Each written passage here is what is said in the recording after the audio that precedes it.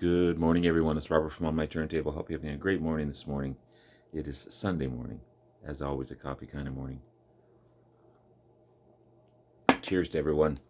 It's hard to believe it's almost the end of January. We're at the 22nd of January, and we've already lost a couple of major stars in January. Jeff Beck being one. Robbie Bachman, the drummer from Bachman Turner Overdrive, Randy Bachman's brother, passed away as well, I believe at the age of 68 or 69. Huge loss for this amazing Canadian band. And just 4 days ago, this remarkable artist, David Crosby, at the age of 81 on January 18th, 2023. Awesome singer-songwriter, artist, guitarist, founding member of the Byrds, founding member of Crosby, Stills, and Nash, and then later Young. Fairly successful solo career as well. And it's amazing that I discovered this after his death. And I apologize for that. I was never a follower of him. I was aware of him, obviously. He was a presence when you saw videos of the band or heard their music. But I was more centered to Stephen Stills, Graham Nash, Roger McGuinn. And I wasn't aware of how talented he actually was. And I feel terrible about that because I'm usually into all the artists and you know what this one does, what that one does. But maybe it's because of the persona he created for himself. He wasn't the nicest person in the world. He's actually admitted that. He was a bit of he peed off a lot of people. Neil Young especially, Stephen Stills. And maybe that's why I didn't center around him. But after his death, I was listening to this debut album. If I could only remember my name, and I was blown away by it. Just blown away by it. Now I want to get all of this stuff. So post whatever that called. I just discovered him too late in life. Of course, he was with the Byrds. He joined in 1964. He was on their first 5 albums.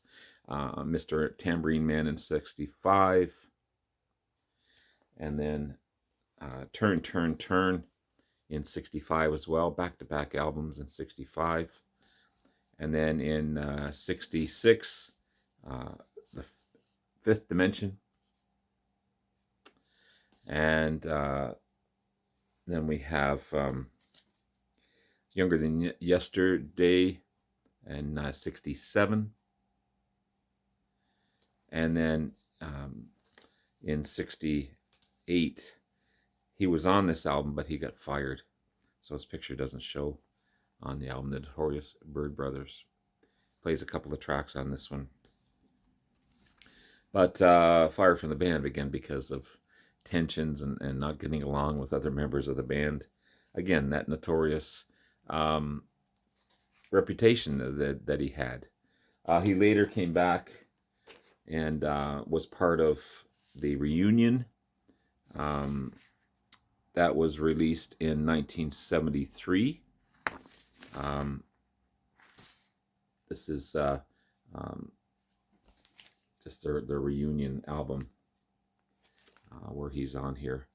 And there he is in the middle there.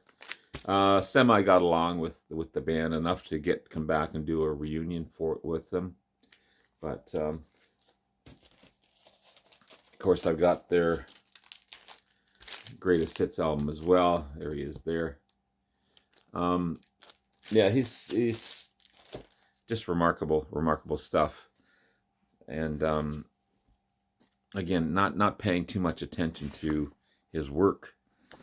His tracks were always a little smoother, slower, more folkish type of thing. But never took notice, and I'm sorry for that. Then, of course, he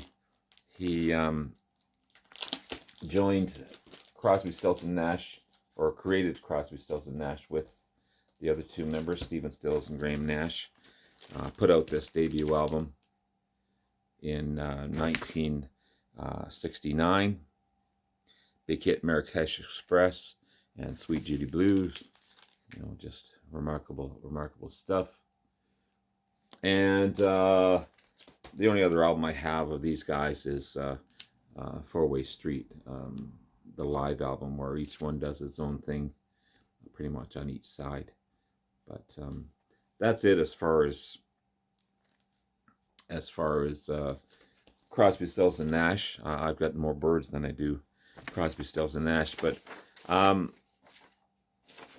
in his solo career, he released six